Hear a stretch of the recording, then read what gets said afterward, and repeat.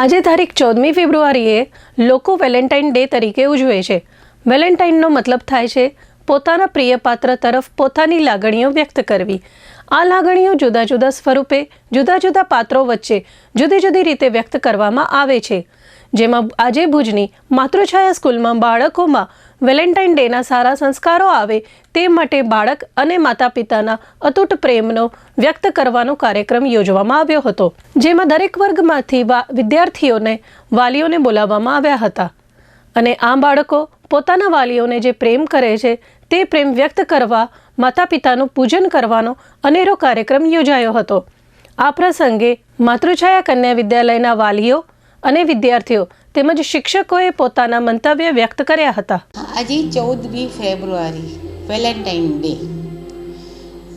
Day એટલે જેને તમે બહુ જ પ્રેમ કરો છો એના માટે વ્યક્ત કરવાનો દિવસ। તો આ બાળકો છે અમારા, આ બાળકોને સૌથી વધુ પ્રેમ કોણ કરતું હોય અને બાળક કોને વધારે પ્રેમ કરે?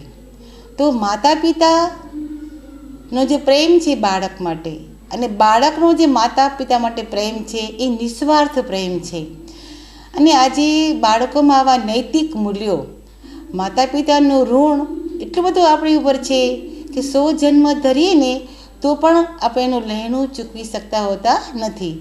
માતા પિતાનો અર્થ કેવો હોય એટલે શું, એ અર્થ આપણે કોઈ દુનિયાની કોઈ ડિક્શનરીમાં મળતો હોતો નથી। માતા પિતા એટલે બસ બાળક માટે સ્નેહ પ્રેમનું ઝરણું છે।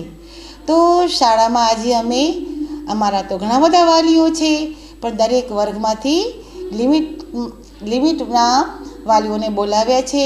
આજે બાળકો પોતાના માતા પિતાનું ભાવપૂર્વક પૂજન કરશે। 250 જેટલા વાલીઓ ત્યાં પધાર્યા છે, જેનો અમને ખૂબ જ આનંદ છે। આજે 14મી ફેબ્રુઆરી એટલે આ માતૃછાયાના પાયાના પથ્થર જેને કહીએ, જેને માતૃછાયા પાછળ એમનું જીવન બલિદાન કર્યું છે, એવા અમારા પૂજ્ય દાદાજીની પણ આજે પુણ્યતિથિ છે। તો માતૃછાયાના દાદા અને માતૃછાયાની સૌની મીઠી માવડી એવા અમારા નલિનીબેન શાહ ટ્રસ્ટીશ્રી એ પણ ઉપસ્થિત છે। તો બાળકોએ દાદાનું અને માતૃછાયાની માનું પૂજન કરશે। અમારા બીજા ટ્રસ્ટી જે રજનીભાઈ છે એ પણ હમણાં આવવા જ જોઈએ, થોડા કામમાં રોકાયેલા છે।